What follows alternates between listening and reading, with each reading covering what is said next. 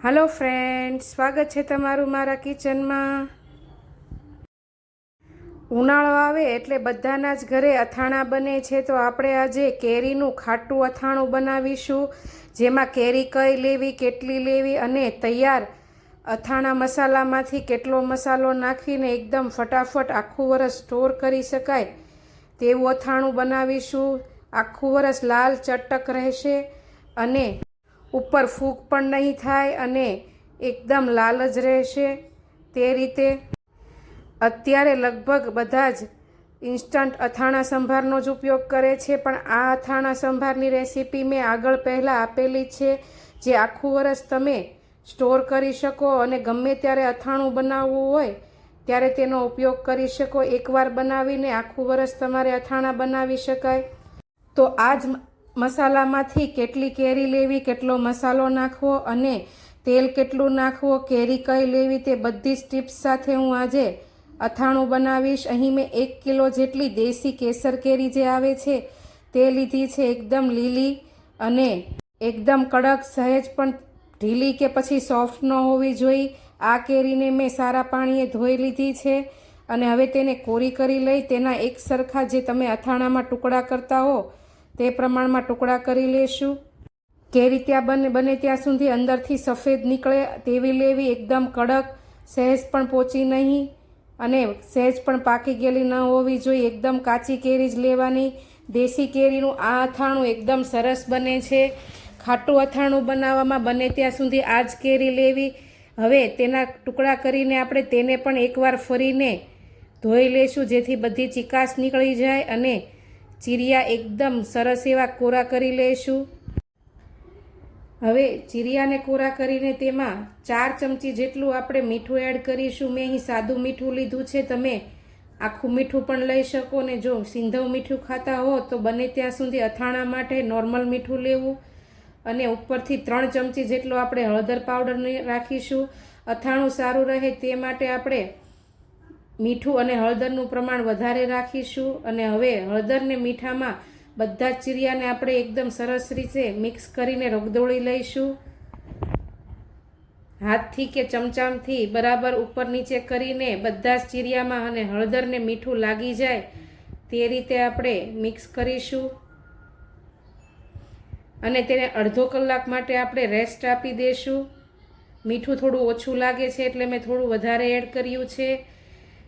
ખાટા અથાણામાં મીઠાનું પ્રમાણ વધારે રાખવું।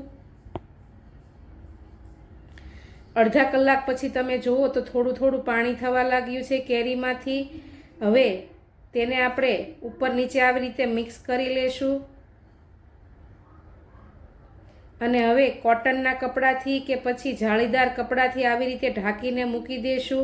આપણે તેને થાળી કે છીબાથી નહીં ઢાંકીએ, કારણ કે ગરમીના લીધે ચીરિયા તમારા એકદમ ચીકણા થઈ જશે, એટલે થોડી હવા મળતી રહે તે માટે કોટનનું સાદું કપડું કે પછી આવી રીતે સાડીના કપડાથી તેને બાંધીને મૂકી દેશું 24 કલાક માટે। વચ્ચે થોડી 4-5 કલાકના સમયે આપણે ખોલીને તેને ઉપર નીચે ફેરવી લેવાનું છે, જેથી ચીરિયામાં ચીકાશ ન આવી જાય અને બધા જ ચીરિયા સરસ એવા પીળા થઈ જાય। ચીરિયા હજી થોડા લીલા છે એટલે આપણે ફરી પાછું ઢાંકીને મૂકી દેશું। અંદાજ 24 કલાક જેટલો સમય લાગશે ચીરિયા એકદમ પીળા થઈ જાય પછી જ તેમાંથી આપણે અથાણું બનાવવાનું છે। 24 કલાક જેવું થઈ ગયું છે, એક દિવસ ને રાત। હવે આપણે ખોલીને તમે જુઓ તો ચીરિયામાં પાણી પણ સરસ થઈ ગયું છે અને બધા જ ચીરિયા એક સરખા એકદમ પીળા પડી ગયા છે। આ ચીરિયા અથાણા માટે તૈયાર છે। જુઓ તેમ ચીકણા પણ નથી થયા અને સરસ એવા પલળી ગયા છે। હવે તેને આપણે એક જારીમાં લઈને કોરા કરી લેશું, જેથી તેમાંનું ખાટું પાણી બધું જ નીકળી જાય। આ ખાટું પાણી તમે સ્ટોર કરીને રાખી શકો। ચીરિયાને એકદમ નિતારી લઈશું, તેમાંથી બધું જ પાણી નીકળી જાય તે રીતે।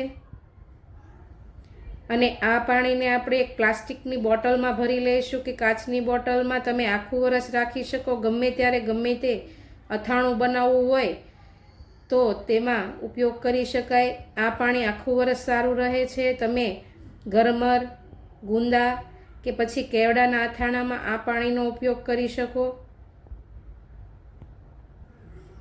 આવી રીતે એરટાઈટ બંધ કરીને તેને લઈ લેશું. અને હવે આ ચીરિયાને આપણે પંખાથી થોડે દૂર 6 થી 7 કલાક માટે આવી રીતે સૂકવી દઈશું કોટનના કપડામાં. ચીરિયા એકદમ સુકાઈ જાય, પણ બને ત્યાં સુધી પંખા નીચે નહીં રાખવાના, જેથી ચીરિયા કડક કે ચવડ થઈ જશે. એટલે પંખાના પવનથી થોડા દૂર રહે તે રીતે આપણે સૂકવીશું. લગભગ 6 થી 7 કલાક જેટલા સમયમાં તમારા ચીરિયા એકદમ સુકાઈ જશે. અને આ જે ખાટું પાણી આપણે વધાર્યું હતું તે પણ આપણે એક બોટલમાં મૂકી દઈશું. બીજા અથાણામાં કામ લાગે ત્યાં સુધી, ચીરિયા સુકાય ત્યાં સુધીમાં આપણે તેના માટેનો મસાલો બનાવવા માટે જાડા પેનમાં આપણે અંદાજે 300 ગ્રામ જેટલું તેલ ગરમ કરવા માટે મૂકી દઈશું. 1 કિલો કેરીમાં આપણે 300 ગ્રામ જેટલો તેલનો ઉપયોગ કરીશું. તેલ થોડું એવું ગરમ થવા લાગે અને હીટ આપવા માંડે એટલે આપણે ગેસની ફ્લેમને બંધ કરી દેવાની છે અને થોડું એવું ઠંડુ પડવા માટે મૂકી દઈશું.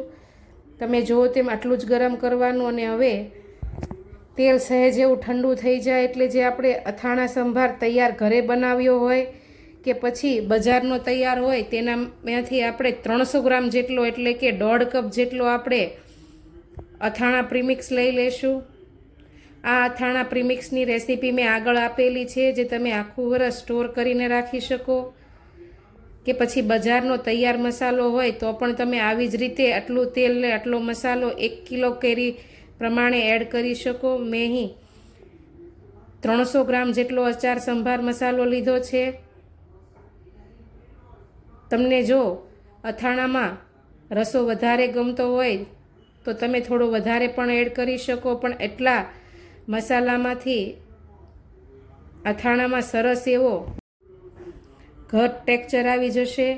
હવે બંનેને બરાબર મિક્સ કરીને એકદમ ઠંડુ પડવા માટે મૂકી દઈશું, જેથી તેલમાં મસાલો સરસ રીતે સેટ થઈ જાય અને ત્યાં સુધીમાં આપણા ચીરિયા પણ સુકાઈ જશે.